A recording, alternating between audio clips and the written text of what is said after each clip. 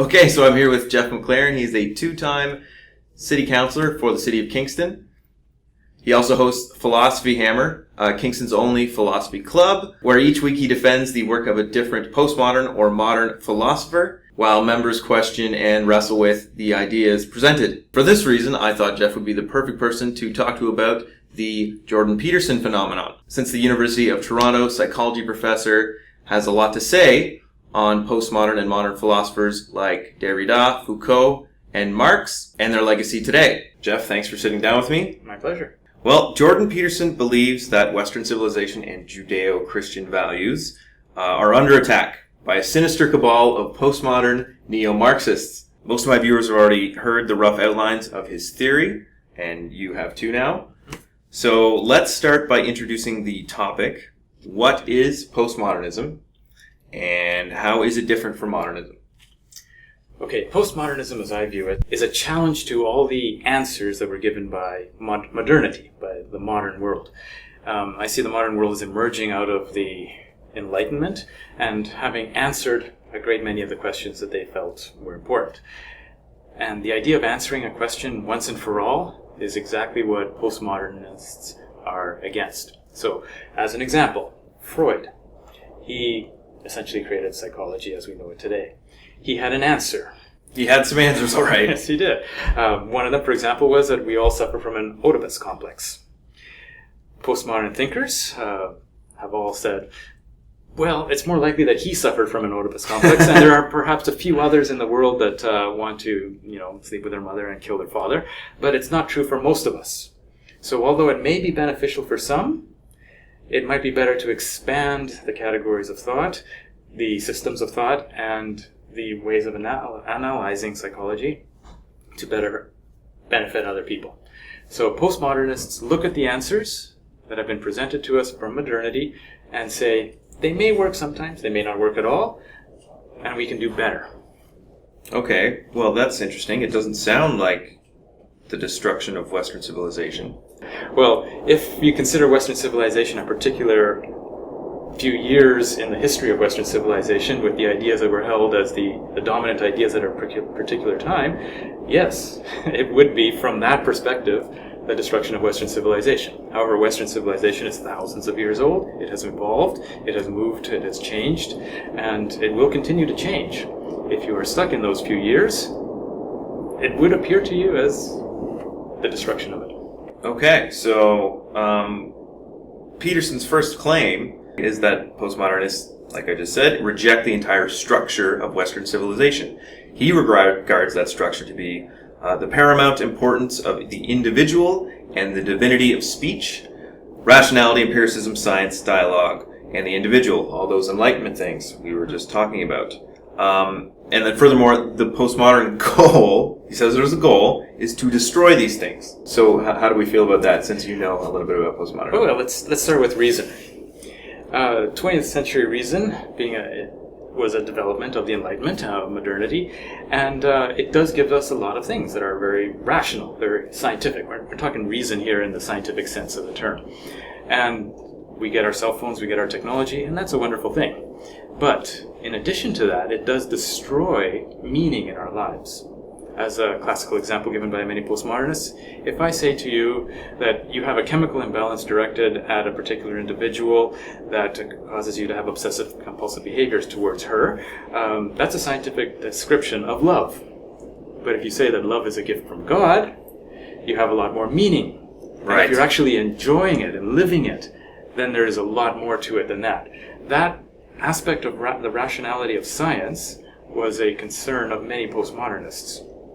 They want to take it for what it is, a useful tool, and they don't want to make it the center of all rationality. So postmodernists argue there's other ways of interpreting the world that are equally valid? Or in some cases superiorly valid. So for example, the idea of reason in economics is one that's very prevalent today. The idea in economics is that we maximize our utility, and we maximize our utility based on pain and pleasure. But that doesn't count for a lot of actual human action. So we are viewed as irrational if we're not considering calculations of utility when we're making our financial and our decisions of any kind. By expanding beyond that, we see a lot more of what human activity is really about. For example, we still have kids. Many people have kids. There's no economic reason to have kids. They are a drain on you for the rest of your life. Right. But there's a lot of other reasons to have kids, and those are equally valid, but not within the sphere of the system of thought presented by modern liberal economics. Okay. So then it's rationality then that's dominating our economic thinking. It's a type of rationality that limits all the others. It sort of depresses everything into one mode of looking at things, the economic value. And there's, I think most of us would look at it as it's okay in certain places. There's a place for the market in society. But if we make everything a market decision, then why shouldn't we sell kidneys? Right. Instead of giving them away? Why shouldn't we buy votes instead of giving them away? Not everything should be valued in terms of money. Again, how much is your life worth? If I were to give you $1 million, would you commit suicide? It's an irrational question, but it wouldn't be from the perspective of mere rationality and economic utility. That's an established idea in philosophy. It's considered to be a very good thing. It's better to be rational in the Greek sense, because logos comes from the Greek, than to be ruled by your passions. At that time, that was probably very true. If you were ruled by your passions in the ancient Greeks, you tended to go on a massive rampage anytime you were upset about something. And today, we've overcome that through the institutionalization or the internalization of norms of behavior, which sometimes fail, but much less so than they probably did in the ancient Greek. Today, in fact, there's a postmodern philosopher, Byung-Chul Han, who suggests that perhaps it was a big mistake to continue to go with logos today because it's deadening us inside, where we no longer have passion for anything meaningful, but we do have passion for those things that are less meaningful. So because our society has been dominated by scientific kind of bureaucracy, capitalism, consumerism, there's huge amounts of emotional outpouring when, say, Oprah gives people something under their seat. Or right. When at the Price is Right, they win sneakers or something, minor, and there's this huge emotional outpour. If you've ever seen some of the things that they right. So the bursts of humanity that come out through the system, the rational logocentric system, that we directed towards the consumerism. I'm going to get back to that in a minute because Peterson has a little bit more to say on that. Peterson, right off the bat, he the way he explains how postmodernism evolved into capitalism is that the will to destroy Western civilization and kind of devalue all these things that, like rationality we were just talking about, just morphed from the will to destroy capitalism into a will to destroy Western culture and society. Do you see any real connection between, or philosophical connection between Marxism and postmodernism from some kind of perspective of wanting to bring down Western civilization? I would say off the bat that the idea of trying to bring down Western civilization is not anybody's particular goal.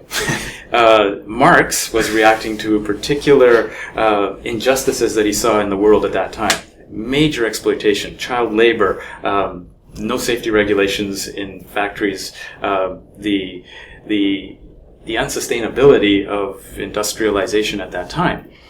Postmodernists today are reacting to similar, in their minds, issues. The exploiting of the environment unsustainably, the exploiting of minority groups, of others, of foreigners, of anybody who appears to be different, and they're articulating it in a different way. Not to destroy Western civilization, but to make it better. In the same way, I think one of his idols was Adam Smith. He was also reacting to... One of Marx's idols? No, sorry. Well, Marx also spoke not too badly of him, as well as I understand it. Yeah. But Peterson speaks of Smith as being a great guy. But he was also reacting to the evils that he saw in his society, and monarchism, and yes, and the corn laws in particular, which were depressing the people, and he wanted a certain liberalization of the market, which was the appropriate thing at that time. Right, he was kind of a radical. He was indeed a radical, yes. Yeah. So was Marx.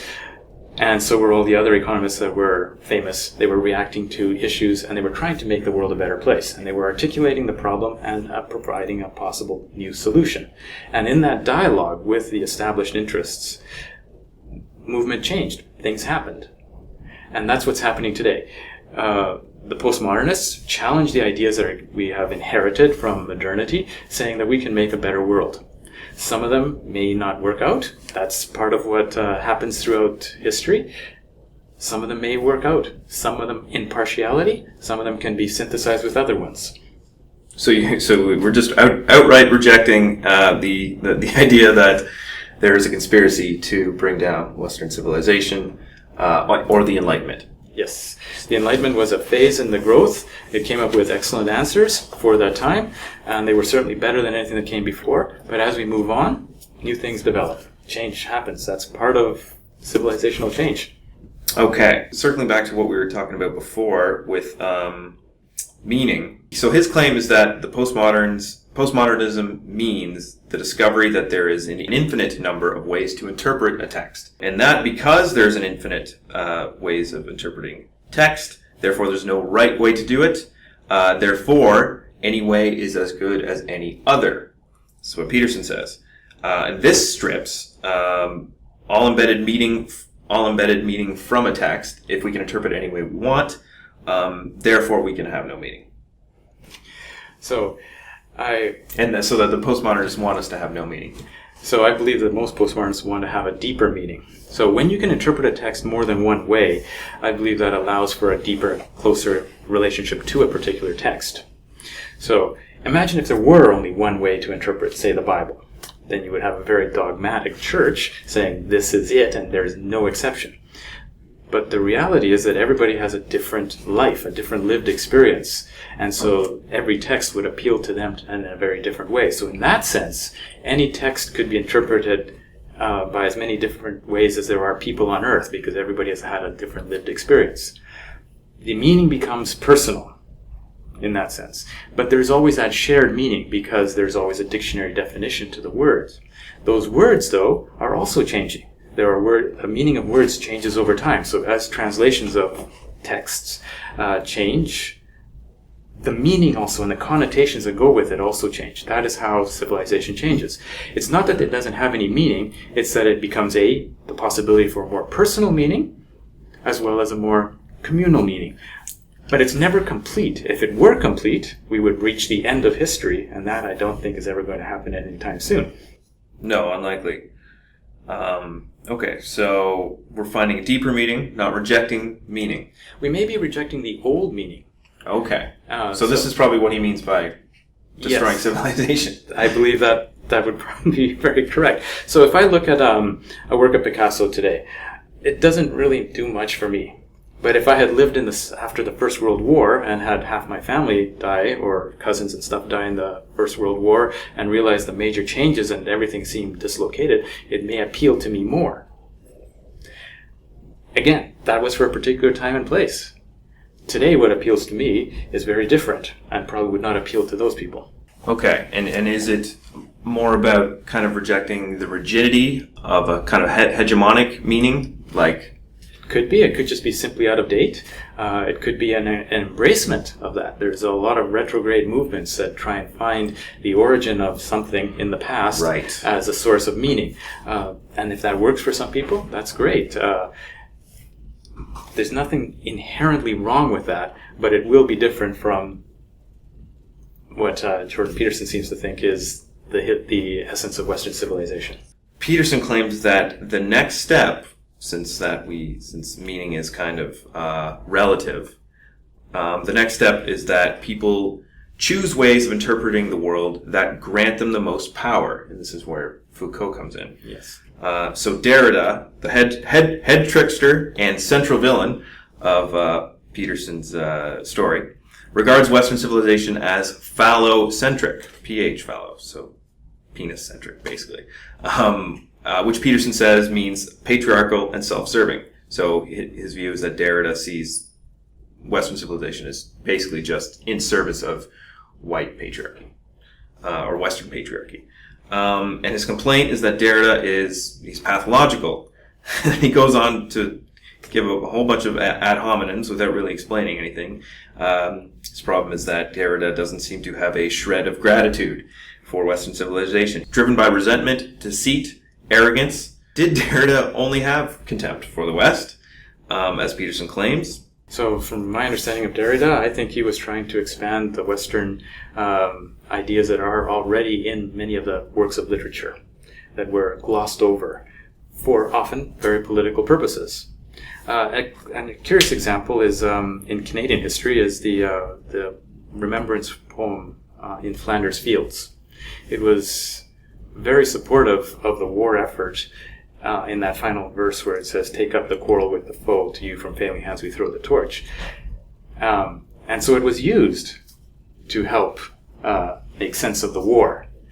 Another poem, Pro Patria Morti, by Wilfred Owen, which described in minute detail the effects of gas on the men, did not. I found that second one much more moving and much more anti-war. Everything that is being produced gets co-opted by the powers that be for their own purposes. Right, they choose which stories to tell and how to tell them. And which to emphasize and which to de-emphasize. Those two poems are an example of how we've done that in the past. Derrida was bringing that to our attention in a way that some people might find offensive. And I think we're richer for it because we know we can see what is happening as a result. The idea that we're trying to do it for our own sake of power, I think, has been one of the universal constants in human history, and it's in... Well, Jordan brings up the lobster as one of the things for the hierarchical thing. I think it's very true in any social organization, in any animal with social organizations, chimpanzees and apes and that kind of stuff, and hyenas. It's probably very old, the idea of this quest for power. Nietzsche, who was a proto-postmodern, spoke about that will to power, which is something that we all do. So what we're doing right now is we are expressing our ideas in an attempt to communicate them and influence the world. This is what we do at every level, from like a child crying, to you arguing at a debate club, to actually passing laws. And it's an ongoing game that everybody plays. And that's what moves, that's the mechanism that moves civilization and societies forward. Or I shouldn't say forward, that's already presupposing that there's going to be a good end to it. But that changes society and changes culture. And that, I think, is part of what he may be afraid of in the destruction of Western civilization as he sees it, is that these other ideas are coming in.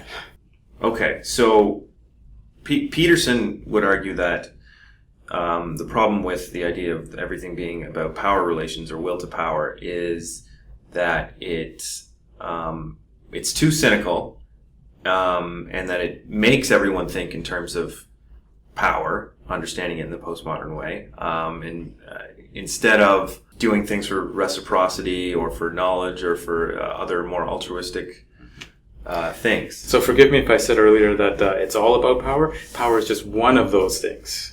And it's a very dominant one that has been existing for a very long time. But we're also very altruistic. Right. And so how did Foucault talk about that in language and knowledge in relation to power? So first with knowledge and power. For Foucault, they were intimately connected. When you have a new science like penology, psychology, psychiatry, sociology, you create a body of knowledge that imposes a certain view on people, and when it gets political currency, it allows for the force to do what those particular sciences think is best. And the importance of a particular idea within those sciences is always being debated and being changed. So, for example, in psychology, homosexuality was considered a deviant behavior for a great period of time, as a result of a lot of will to power, a lot of arguments, a lot of coercion, a lot of intimidation. Also, the whole gambit of human abilities to manipulate and change people, it was taken out, and it's not considered a deviant behavior anymore. That is a movement in the Western civilization. But the whole idea of psychology is still there. The statistical manual, the essential guide to psychology, still sets out when and where, what should be done, what to look for in a particular psychological problem. That sets up power structures with other people. And anytime there's an unjust one, they look for ways to get out of that. And insofar as they're successful, it'll change at a later date. If they're not successful, it won't change. One of Peterson's major gripes with postmodernism is that there can be no good or evil, so he claims, so we can't have meaning or guiding principles with which to find meaning. Well, that's certainly not true. You can still have lots of guiding principles without having necessarily a very rigid right and wrong structure. So Nietzsche actually spoke a lot on this in his notion of beyond good and evil, where the introduction of right and wrong, good and evil, was a major step forward in the civilizational move. Today, after we've all internalized this right and wrong as children, then there becomes nuances that we may want to incorporate. So even the law, which is centuries usually behind postmodern philosophy, incorporates aggravating situations or ameliorating situations when passing its judgment. This is already going beyond good and evil. And we make exceptions in certain cases. So usually we are not allowed to attack anybody, but it's quite good to tackle somebody if you're going to save them out by getting them out of a running train, for example. The idea of good and evil was a step in the development of our ethical and conscious systems, but it doesn't mean that that's where you stop. He claims that postmodernists don't believe in the individual. He doesn't really offer citations for this, and I can't really figure out exactly what he means. But he says rather that so there's no individual identity, and that one's identity is rather group fostered, and that the game in postmodernism is to position yourself as the victim against the oppressor. The idea of the individual is it's an older idea because it's very clearly seen. It's very simple to say you're an individual. We can't divide you without killing you. Right. And there's a clear separation between you and me and this other person. It's air at the very least. And it's a very useful one in the case of Adam Smith trying to make the world a better place for the people in those areas. It's also very good for Marx to understand what makes up a group. But what I think what many postmodernists would say is that in those improvements in those past, that has been taken too far. We are connected. We live in the same society. We need the same law and order in order to function. And insofar as we have connections to each other and to our society, we are not individuals. So it's a reaction to an overemphasis on an individual. So yes, I can't eat your food at the same time and we both get nutrients from it. That's true. There's no doubt about that. But we both need to have law and order in order to thrive in this society.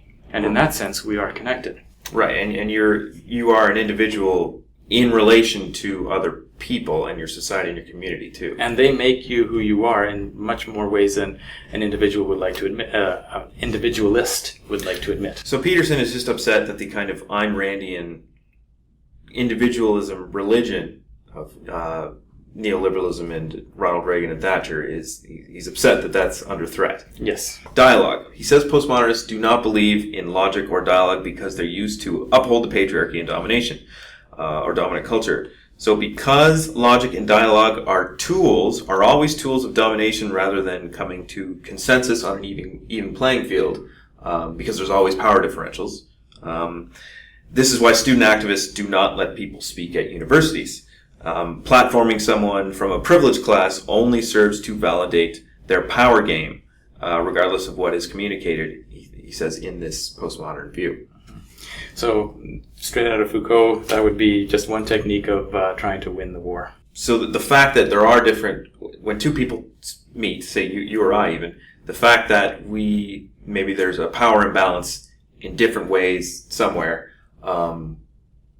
that's to be expected. That's to be expected, but then can we have dialogue? Can we have true dialogue with this power imbalance? Because he's saying, the postmodernists would say, because this exists, that you can never really have true communication. Oh, I believe some are very legitimate. So I'm still very much in favor of a teacher over a student, a parent over a child, a police officer over a felon.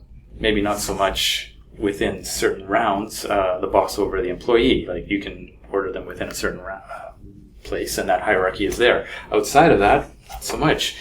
Where that delineated line is where the conversation usually goes. So he speaks about hierarchies being necessary from all time. Yes, that's probably true. What those hierarchies are has changed over time, and that's always up for debate. So by replacing one hierarchy with another, that will always be happening. Are we happy with the ones we have right now? Some of us are, some of us are not. Some of us would like to tweak that. Some of us would like to throw it all out and start again. In that dialogue between all of these people, movement still happens. Did we talk about the Marxist sleight of hand replacing bourgeoisie and proletariat with oppressor and oppressed? So Peterson's assertion is that the only reason why Marxists went into this new area of postmodernism and abstraction was that the USSR revealed its true evil nature, and that you couldn't justify being a Marxist anymore, and that was the only real reason they did it. Otherwise, they would have kept being Marxists, I guess. One of the things that I've noticed that Peterson likes to do is to say that this is why an individual does something, and most of us don't actually have access to an individual's brain to be able to impute a particular motive. Right. So I'm not sure why they would do it, but the effects, looking back, like you would look on a chess move, if you look at the history of several chess moves, we can say that he did this and it turned out very well because of this and this. Okay, so it's more kind of an evolutionary process than a conscious evil cabal plot to... I absolutely agree with that. I don't believe there's an evil cabal. It's just happening, and at every step of the way, people are doing what's best for them at that particular step, and what they think is best for them for whatever reason. Maybe they want to get out of there because they have to go to the washroom, or maybe because they really want to rule the world in their own mind or something like that. Whatever it is, it's less important than the effects it has. Well, a lot of them had their own critiques of Marx and Marxism as well, too. And the materialist, and the grand narratives too. Yes, which I don't think we even talked about. Oh yeah, grand narratives. That's one of the beauties of postmodernity, is that we don't need a grand narrative anymore. Whether it be religion or capitalism, today we don't think so much in class anymore. We think more in terms of individuals, because that's what it is. We have to find new groups and new things, and so many of them have come up with race, gender, sexual orientation, and whole sets of those kind of things. He definitely fears. He thinks everything's devolving into identity politics because of postmodernism, and I guess intersectionality too is hyper focused on categories, and that everybody's identity has to be wrapped up in your particular category with your group.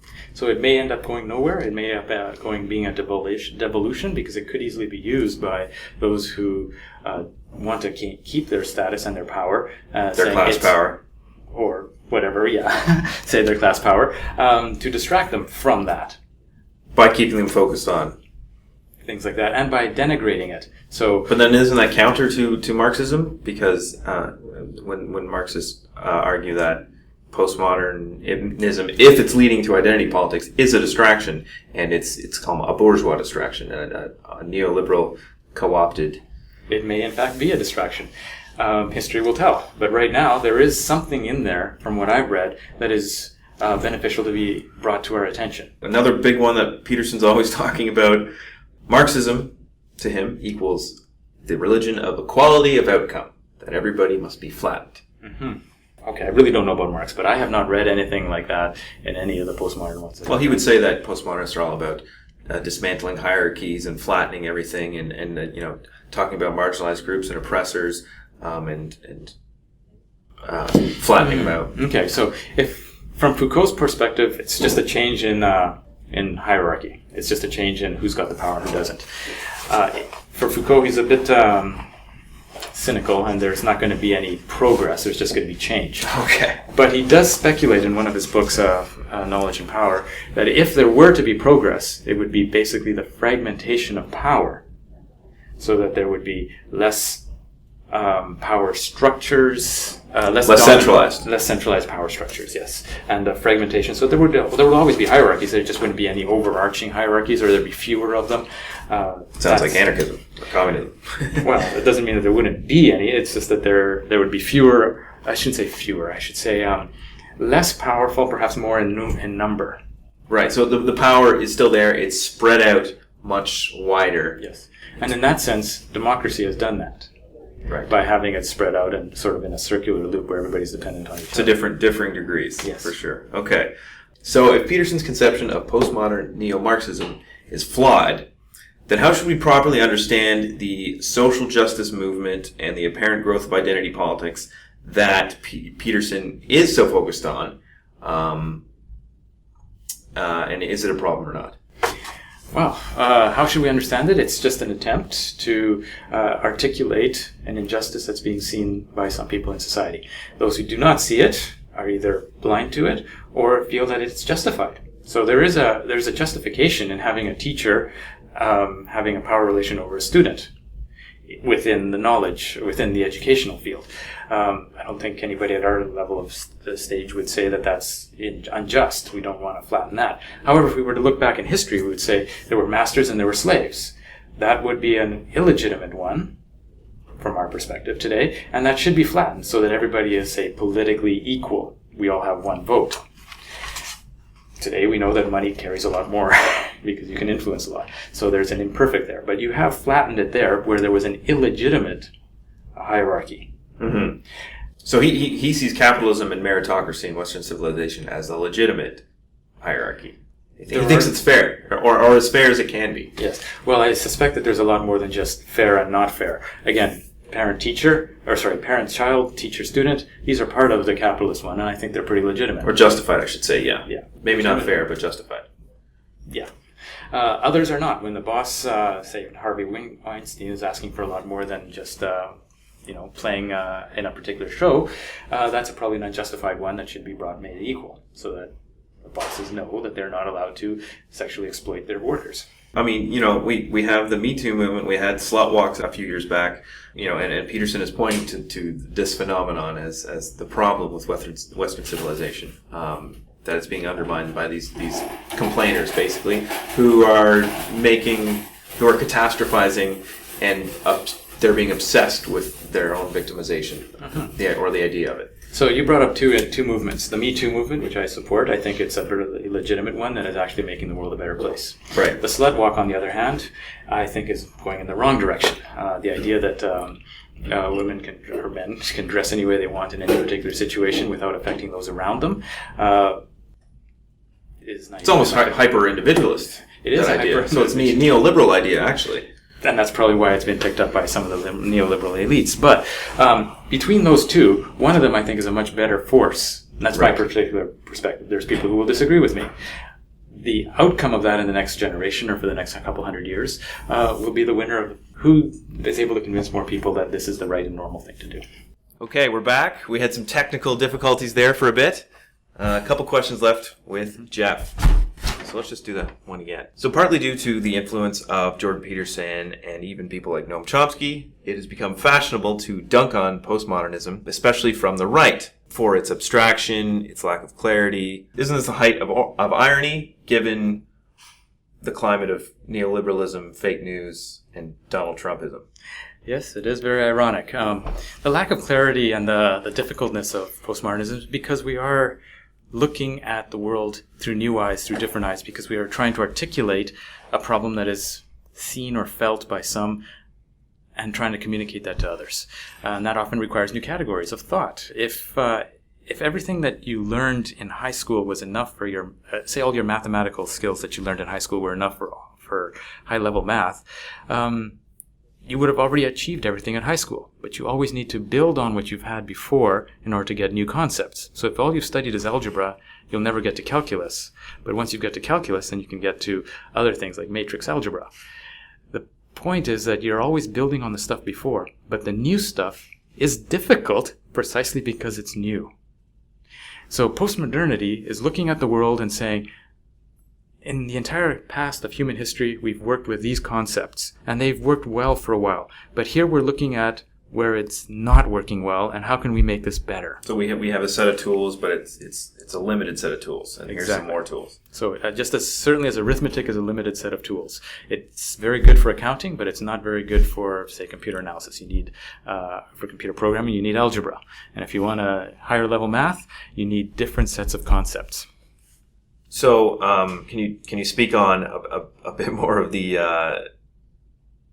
irony factor? since the right, it seems to be the right that's actually using postmodernism the most, while you have leftists, Marxists,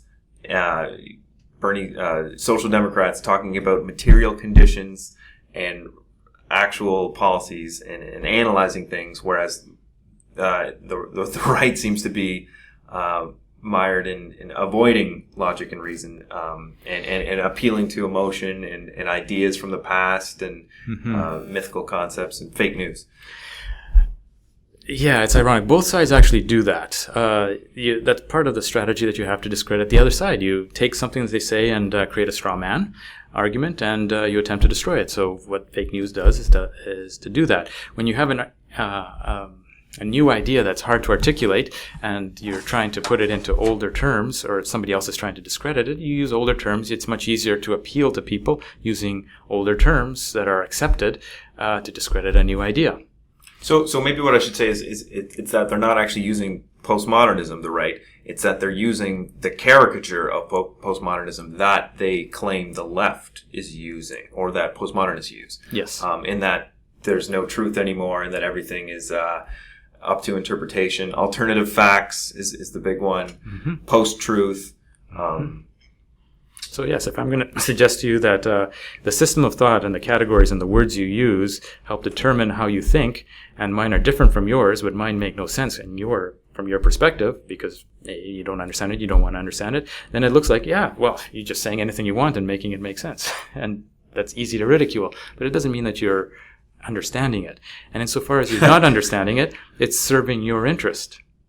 Right. Because a lot of this is self-serving. So right? their lack of understanding, or their intentional not understanding or misleading, is serving their interests. In many cases, yes. Which is sometimes what Foucault talks about. Exactly, yes. Language is power, and knowledge, that kind of knowledge is power. If you have a problem, if you want to exploit a particular group, you don't want to give them an identity. Because once you give them an identity, they have a reason to coalesce behind that identity. Right. So, for example, if you want to exploit, the working class in general, you never talk about class. That's right. You talk about the things that maybe divide them instead. Yeah. Or cultural differences. So identity politics can be used and abused, and it can also be turned against them. Right. Okay. So they want their job is to make sure it's harnessed in a way that it isn't used to question or tear down the power they currently have. So then, what is it about our present moment that makes someone like Jordan Peterson and his conspiracy theories so appealing? Why is he blowing up now? Maybe not 20 years ago.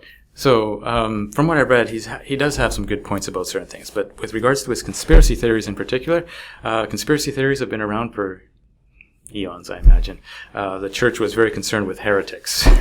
They were the conspiracy theories of the time. Witch trials. Imagine if women actually had the power that they were alleged to have had. Right. It was a scary thing. So, in order to keep their power, they had to crush them, right? And keep them underfoot. That was part of, I suspect, their motivation. Today, imagine if women were allowed to have a job on their own. It's what we have today. Yeah. But in the 1950s, or post-World War II, when the men were coming back and taking back all the jobs that women had taken over while they were out fighting, the idea that a woman should have her own job was very detrimental to men at that time. And that's part of what has stuck through with us today. We're saying women, if there's an ancient idea that says women should stay in the house. That kind of an attack is a staying. It's like they're trying to keep the past because they're comfortable with it. They were benefiting from it. It's just one strategy. So Peterson's appeal, part of his appeal, is a reach to the past, a longing for something in the past? I suspect so. Real yes. Or imagined? Yes, I suspect so. Probably imagined more than likely. You know who else does that? Is fascists. Yes. Even postmodernists, I imagine, would do that to a certain degree. It's a natural human tendency to search for origins. I shouldn't say natural. It makes you feel better if you have the answers. So Peterson, his answer is, we had it, the Enlightenment, capitalism, liberal democracy. Got us all of these wonderful things. Let's be thankful and stop complaining. That's his past that we're losing because of postmodernism is tearing it all down. What about his appeal to kind of young men in general, in particular young men? I suspect, and this is pure speculation on my part, that as a result of the apparent realization that there's been oppression towards women and to non-white races, there appears to be a certain power loss to white men. They see that there's a black man in, say, a job where they would have liked to have had. And so it's very easy to find a victim, find a scapegoat. It's happened throughout history, and people who are able to exploit that tend to get very famous. That will always be the case. So this is he's promoting the new scapegoat. The postmodern neo-Marxist university professor. I don't think it's going to go that far as other scapegoats might be, but it appeals to some, and where it goes from there could be dangerous if you like peace, order, and good government. So my take on that is that we had the Red Scare, we had the communists to worry about before, terrorists after that. What did the West and capitalism and the right have to justify themselves with? Immigration now. Well, now it's getting there. Right. But Peterson, I mean, there's always been the conspiracy theories about the New World Order, Illuminati, the globalists. But they never really gained much traction outside of kind of the hyper right-wing conspiracy corner of the internet. So does Peterson doesn't use those terms, and he also doesn't say cultural Marxism, cultural Bolshevism, like the Nazis used to say. But I mean, there's similarities definitely in those, just kind of a through line there. But Peterson, as an intellectual, kind of, does he not give credence to some of these more poorly thought out conspiracy theories, and a kind of legitimacy that more centrist and liberal types and mainstream conservatives can get on board, can get behind, that previously they couldn't get behind the more ridiculous conspiracy theories? Yes, I suspect that. There was one video where he's talking basically what you were just describing, and he uses this as a very broad blanket term to describe a whole set of people who probably wouldn't normally agree on much, except that there's something wrong with the world as it is today. And the complainers. Yes, perhaps the complainers. Some of those complainers take great joy in listening to that, and so it becomes attractive to them, and it's part of the winning the intellectual position, meaning that once you've set up a particular position that is accepted by a great many people, you have a lot of power behind you. When you create a new science like penology or criminology or sociology, you can have a lot of influence that goes beyond that. So the complainers can set up a hegemonic idea that allows them to have a lot of power exercised on their behalf.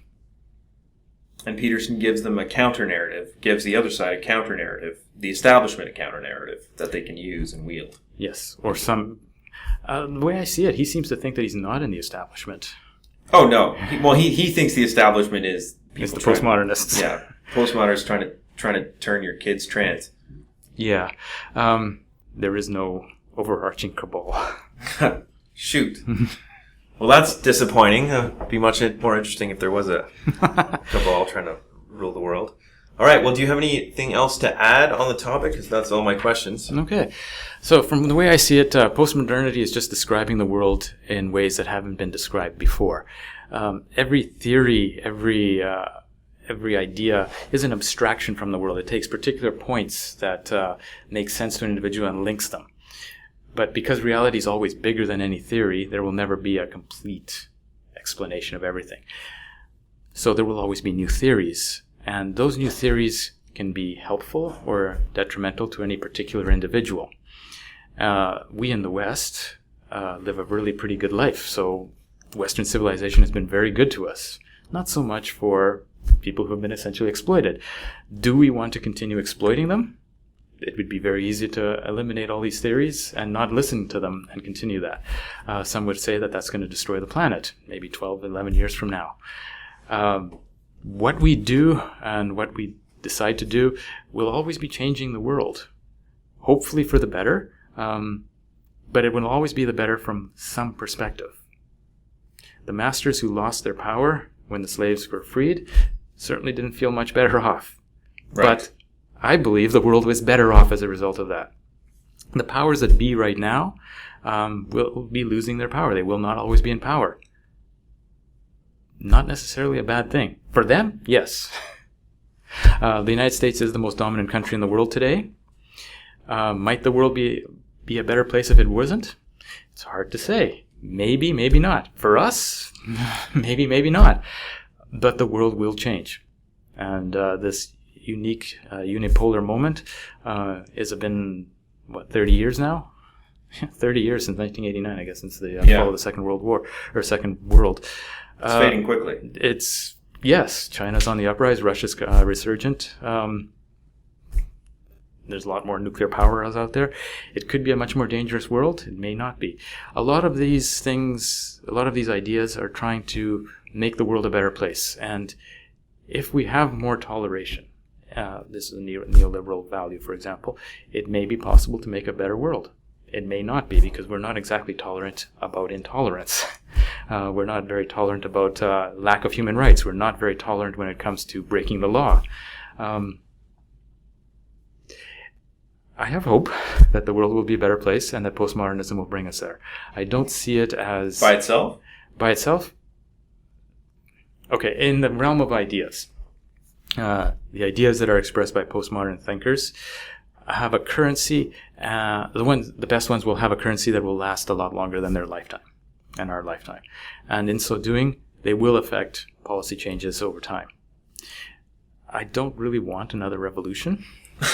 Right? I would prefer a gradual evolution to a better world. And I think postmodernism and a lot of these ideas are helpful in that direction.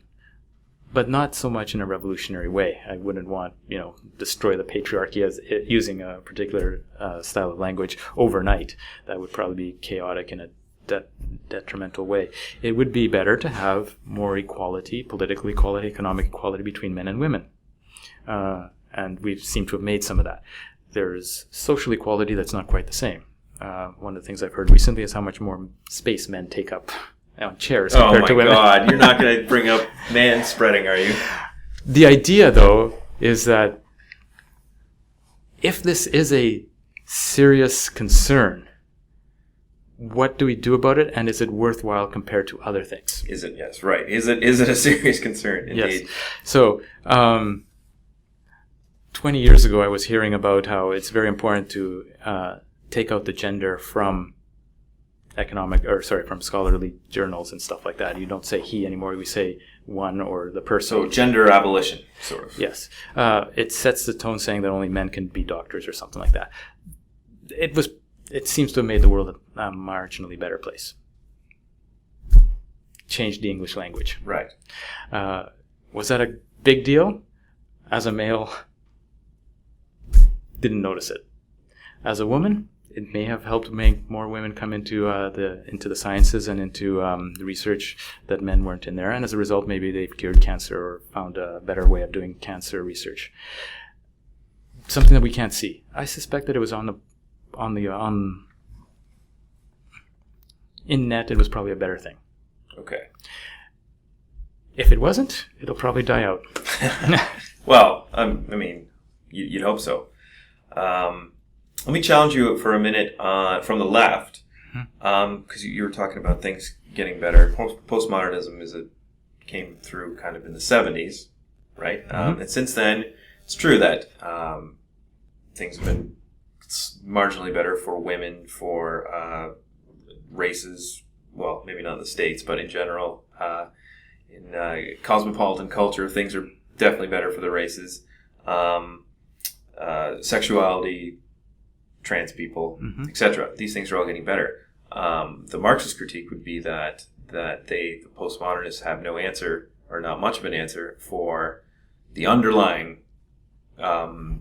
capitalist structure that kind of perpetuates all these other forms of oppression, patriarchy, whiteness, all whatever. Mm-hmm. So that underlying structure, as I see it, also cements the gains that are being made. If you destroy that, any gains that are being made are reduced to the person who's the strongest or who has the most guns behind them. Not if you reorganize the society. Reorganization will require a certain amount of violence. Right. So if you want to avoid that, it has to be an evolutionary change. And insofar as you're doing that, what maintains the change is that underlying structure that Marxists were trying to eliminate. The laws, the institutional courts, for example, the public health, the various institutions of society keep society running. And if you're changing them marginally over time, that's a good thing. So, for example, I just heard recently that finally it's been taken out of the criminal code, loitering, anal sex, abortion, were just like in the last couple of months taken out of the criminal code. That battle has been going on for a very long time. Right. It's now that criminal code, having taken it out, that maintains the order that allows all of those actions to be continued without discrimination. But that order is based on exploitation, and not only is it based on exploitation, the trajectory is only bad. Like in terms of the wealth distribution going on in the future, and automation. Yes. Capitalism has no answer for these things, and to say that it's a stabilizing force or an orderly force is, I think, the wrong way to think about it. So if the order... Also the planet, too. Climate change. It's going to throw everything into shit. That's true. So if we can, say, get legally binding climate change proposals out there, that would maintain them in spite of people being upset. Right, but that would maintain what? Okay, well, let's take a look at climate change. As a business, I'm going to try and save money at every step of the way. But if there's a regulation that says I have to do something this way, I can't change that. Right. But I will try and change that at any opportunity. So it's an ongoing power play between people who want to make more money to fight against environmental regulations, because they always, or I should say almost always, increase the costs to existing businesses. Yeah. And they will be fighting that at every step of the way. Unless you want to fight that at every step of the way, it's the laws that do that for you. Yeah.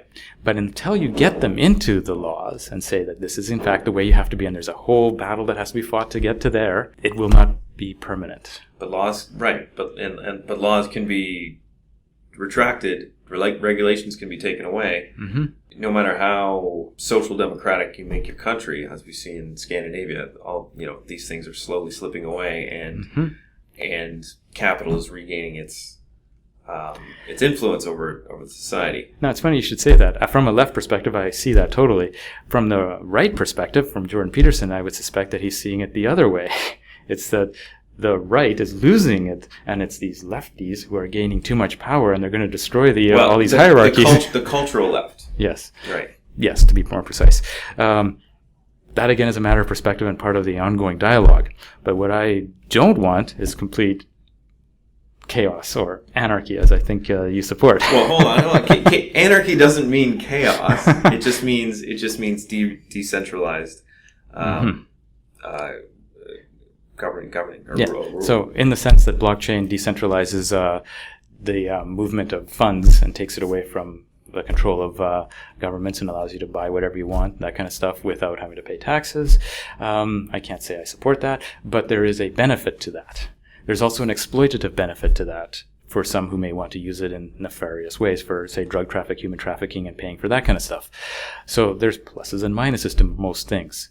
And one of the things that I believe is that every new innovation will create its own problems, which can be dealt with at a future date. But insofar as we've created something in the past and it is being refused to change, we're holding ourselves back. So the internal combustion engine was an invention, and it's polluted the world. we need to switch. Right. But there's a lot of established interests that are going to be fighting against that. Yeah. And we need to continue to fight that. So recently, the Ford government got rid of the cap and trade, right? Which is probably a good thing. Yeah. For the environment, not so much for industry. No. There's always going to be groups that are hit hard by it. So those groups that are hit hard by it are saying, oh, those lefties, they've got another victory because it's costing us more money. Ford comes in and they, oh, thank God, it got back to normal. The lefties think, oh my God, we've just gone backwards. Right. So these perspectives will always change, and postmodernists recognize that. And so every small victory is a helpful thing. Oh, sorry, when I meant small victories, I meant institutionalizing them in the underground, the underlying structure of society. So if we can start taxing this and not that, and it's better for the environment, I would say that is progress, but not for those who get taxed more. But capitalism has no end game. True. It's there, and it's also, it needs infinite growth on a finite planet. Marx talks about the contradictions of capital. There's lots of contradictions that put us in perpetual contradiction with each other, and with society and with nature. So, from a postmodern perspective, I mean, wouldn't you want to resolve these contradictions and move to a system? Now, there's that answer forever. That would be a new modernity, where we have an answer. Let's resolve this once and for all. Star Trek, space communism. They figured it out. They figured it out, yes. And it's appealing to watch and all that, but it's incredibly unrealistic because there will always be other problems. No. Of course there'll be problems. No Marxist or communist or anarchist ever says there won't be problems anymore. They're just highly limited in scope because you won't have these massive, unnatural gaps in wealth and power. Like billionaires. Like, why does a billionaire exist? There's not a healthy thing for billionaires to exist at all. But they do, because capital monopolizes. It tends that way automatically. Capitalism does not trend towards free markets. It trends towards monopolization and also just further and further exploitation of land and labor. So, without an end game, you're kind of just... So there's an end game for me. Right. I want to make sure that I'm secure financially, and I want my kids to be able to get to university and have enough money to retire comfortably. But for you to do all that, in order for the West to be wealthy, the rest of the world has to be poor to fund our lifestyles. As it is today, yes. Yeah, but I mean, there exists no future, no possible future where everyone could have our lifestyle, or even really. Very true. At least that's what I understand. I believe that the science is quite correct. And not even just on a having enough things perspective or food. Just the way that capitalism has to work with. I mean, there has to be an exploiting an underclass for there to be cheap goods for other people. If there's a postmodernist who believes that that's the case, that there has to be, I suspect they may not be exactly postmodernists. There's lots of philosophers who've come up with solutions, or I shouldn't say solutions, options to that. The exploitation of others may not go on, or shouldn't go necessarily on forever. Yes, we've gotten into this disposable, designed obsolescence society that maximizes the spending of more people on the same thing over and over again. That, I think, is a major mistake of capitalism. But that's inherent to capitalism. I don't think it's inherent. It wasn't always inherent, and because it needs to keep growing and expanding, it has to find new markets, new ways of generating more profit. Yes, that's true. But the aspect of a market and the aspect of always having to generate more and more, that I hope can change. It may not be called capitalism at that point, but it might be very similar, except that we put limits on it. So I understand that there's talk now of antitrust and anti-competition investigations into some of the big tech firms. Probably not such a bad idea. All right, well. But it may be. Well, as would you call yourself a liberal postmodernist then? No, not liberal. Social democratic? No. I haven't really got a label for myself yet. Just postmodernist? It's wide enough that I can make it mean what I want. You don't believe in overthrowing capitalism, so that necessarily makes you a liberal.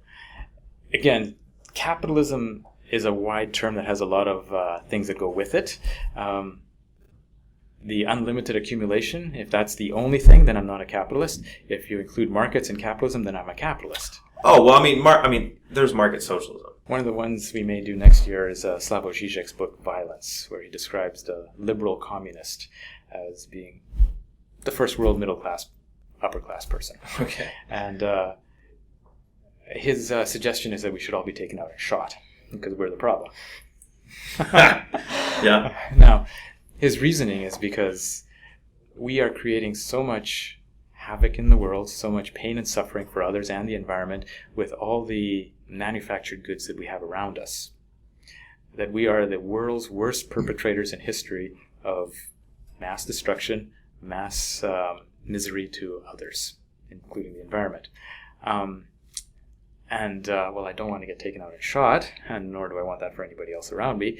I find his analysis very compelling. Yeah. That we are the worst in history, which he labels a liberal communist. So I don't want, and he's got a very good definition of liberal as being concerned with what essentially middle class and upper class first world people are concerned with. Society, yeah. Yeah. That is part of what has to change, yes. And he, as a postmodern philosopher, articulating that. But he is also quite explicitly a Marxist. Yes. Or at least he uses Marxist analysis. He uses Marxist analysis, but he's using communist, liberal communist, to describe these people. And where he... Kind of contradiction in terms. Well, Marxists and communists are two different things, as right. he wants to put out there. He's also very Lacanian. Yeah. In any case, his end result is that when we look around and see no violence around us, we're blind. Right. The violence that it took to make this is enormous. To get our bananas to our tables, to our eggs to our tables, the industrialization that's required for that makes us the world's most exploitive people. So you're coming around to social anarchist? To the understanding that the revolution is needed. Mm-hmm. Yes, well, I'm not there yet. I'm still looking for an evolutionary change in that direction, and I do see progress in that respect, which means that I often have to fight against my best interests. All right, well, Jeff, I think that's it. Okay. I think we're good. All right. Please let me know. I'd like to see this when it comes out. It was good talking to you. Only a couple years in the gulag for you. We'll spare you after the revolution. You're good. I'm glad I'm not dead yet. We'll treat you well. You'll have a nice cell. Yeah. In the gulag. All right. And if you're interested in more philosophy, feel free to join us at our next meeting of the Philosophy Hammer. You can see more information at our website, www.philosophyhammer.com. Or give me a text or a call at 613-328-1638. Hope to hear from you soon.